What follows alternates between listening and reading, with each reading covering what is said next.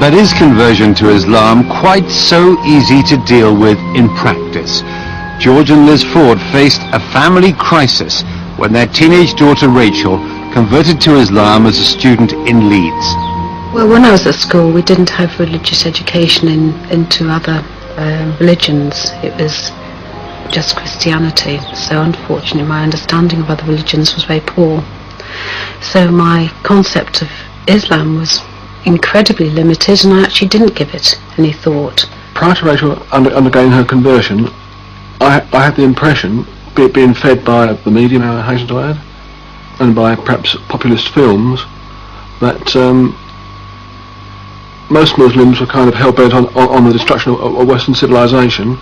We're all kind of extremist fundamentalists. I first became exposed to Islam when I first came to university. Back at home in my village there really aren't any Muslims at all.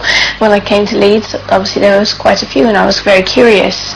I think at the end of the day I basically just wanted answers as to why we were here, what was our purpose. I was just curious, you know, it's a new ways of thinking of things. I think my reactions were shock, horror, disbelief. Was it a fad of Rachel's? Was she going to get over it? What will our friends think about it? I sent her emails saying that this has been a great blow and a great shock to the family, Rachel. How are we going to cope with it? What have we done wrong? Why have you rejected our ideals, our religion, our dress code, our personal code, all out the window? Why? What have we done that's so wrong? I just emailed him back and I said, it's not like I've come home and said I'm gay or I'm taking drugs or anything like that, and I'm not going to do that either. I'm not going to come home and say these things. When she started to cover herself from head to toe in reams of cloth and wouldn't have her hair showing, and basically it seemed to me she didn't care what she looked like. If I was to take the hijab off tomorrow and walk out in the street with my hair loose, my mother would be dancing in the street. She'd be very happy. She doesn't want me to hide. She feels like, I guess she feels I'm hiding behind it, but I'm not. I actually feel more secure. I feel that less people are staring at me for the wrong reasons. My main thought process was this: do we rip the family apart for the sake of religious dogma, or do we concentrate on our family and keep the whole aspect of family life together?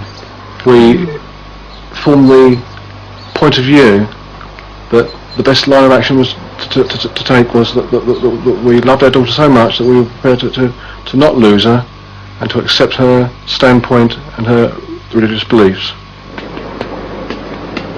When we go and see Rachel at university, it does seem strange. They know her as Latifah. They don't know her as Rachel.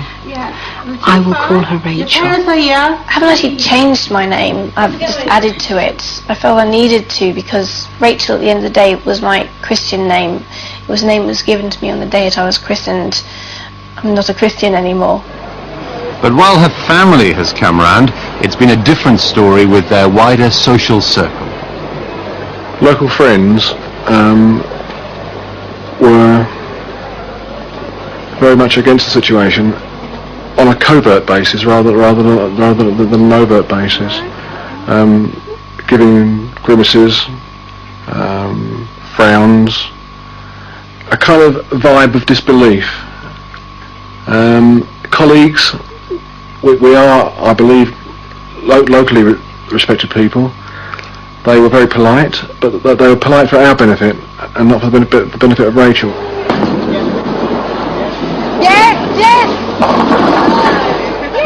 There was a time where we went out with a friend. I know a friend who, unfortunately, I won't class as a friend now. And she was certainly plied with alcohol, even though Rachel, as a Muslim, of course, does not drink, and she will not drink. And she asked for a Coke, and it had something else in it. It definitely has something else in it. Things that have bothered me have been reaction of people that I do care about if they have been against it. When there was a family event a while back where I did feel that I was snubbed. I felt that my family was neglected as well because of me and what I had done. Frankly, this has now given me a very great insight into how minorities must feel. I've never been a minority. I've always been a majority, and to be on the other side of the fence has been a very cursory experience for me. I feel that they have been through a lot. I mean, it's a huge shock for them to have a daughter who's decided to change to a religion that they would see as so totally different to their own, even though it isn't, and they do understand that now. When Rachel did change and reject a lot of what we stood for, why was it our fault? Was it our fault? Well, now I can say no, it's not, because we did do our best. We're only human beings. And now we actually have a very forthright, intelligent, independent young lady as a daughter, and I'm so proud of her. But I can say that today, but probably last year, the year before, I would have been saying different things. But life is a journey.